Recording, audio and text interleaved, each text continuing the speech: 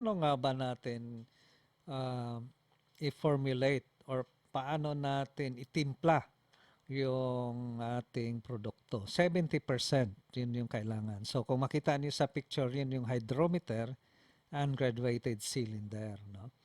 So graduated cylinder, plastic yung binigay namin kasi yung ating hydrometer is glass. Kung minsan, pag masyadong pure siya, hindi lulutang, babagsak doon sa base ng ating graduated cylinder, mabasag yung hydrometer, sayang. So, plastic ang ginamit natin. So, ganyan, pinapalutang, kung mapansin nyo, pinapalutang lang siya. Ang technique, ilagay nyo muna, halimbawa ito man yung ating plastic, no? Ilagay muna natin yung ating hydrometer dito paunti-unti hanggang sa abot siya doon sa baba bago mo i-release. Tapos, bago mo lagyan ng yung distillate para lululutang siya. Kasi pag, halimbawa, lalo na sa second distillation, 90 na yon o 95, halos hindi nalulutang yung yung hydrometer. So kung bigla ilagay mo una yung distillate tapos bigla mong bitawan pa ganyan, babagsak ngayon yung So ingatan natin. So ang mahalaga, ang mauna na ilagay mo muna siya bago lagyan ng distillate para lulutang na lang siya.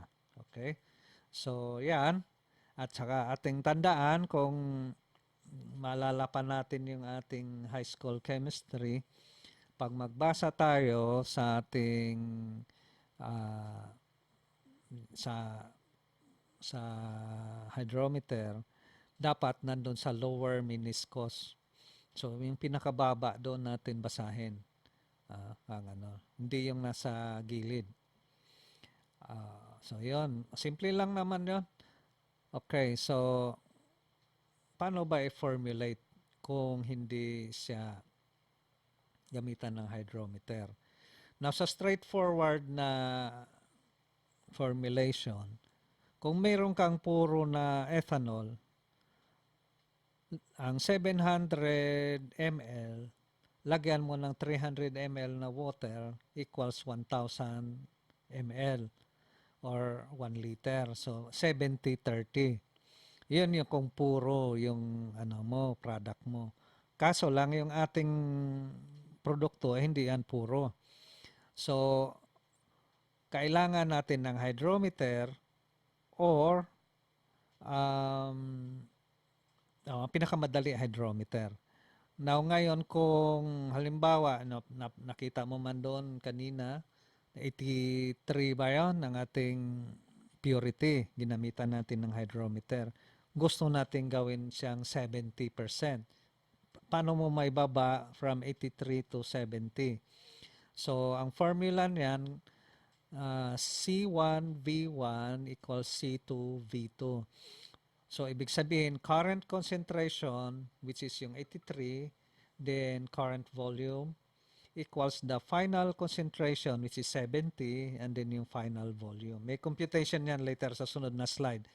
Now, banggitin ko lang ito na yung WHO, yung World Health Organization, nagre-recommenda ng ganitong formulation para sa hand sanitizer. Ang tawag nila ay hand rubs.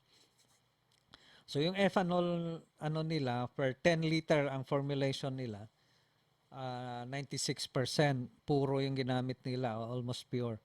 Uh, then lalagyan din ng hydrogen peroxide, 3%. Ang hydrogen peroxide ay para ito mamatay yung mga spores or yung mga propagules ng bacteria or fungi. Kasi yung ethanol ay napapatay lang niya ang bacteria at saka viruses pero hindi sa spores kasi nakatago yun, meron yung balot yung spores eh. Ang magpatay noon ay yung hydrogen peroxide. 3% lang sa total volume. Now, lalagyan din ng glycerol. Ang glycerol ay parang hindi manunuyo yung kamay mo. Yung 1 year na tayong gumagamit ng ethyl alcohol, sanitizer, no? Pag palagi kang gumagamit nun, maya-maya spray, o ganyan, manunoy yung kamay mo o yung balat mo. So, ang glycerol para magiging moisturizer. At the same time, para hindi madaling mag-evaporate yung ethanol.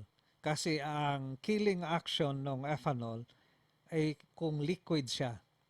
Kung hindi na siya liquid, of course, nag-evaporate na siya, wala na doon yung ethanol, hindi na makakapatay yun.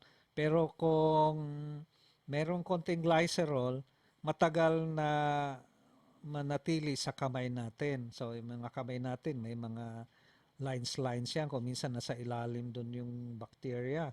So, kung ano, kung pure ethanol lang, madaling baka hindi maabot doon yung mga viruses or bacteria. So, kailangan may glycerol. Now, itong nasa taas, yung ethanol 96, hydrogen 3, and then glycerol 98%, yun yung raw material to produce the final concentration na ganito. Sa atin, hindi na natin yon kasi wala man tayong 96. Um, Inaano lang natin na gagawa tayo ng mga 70. Sa labas kasi ang ginagamit sa WHO 80.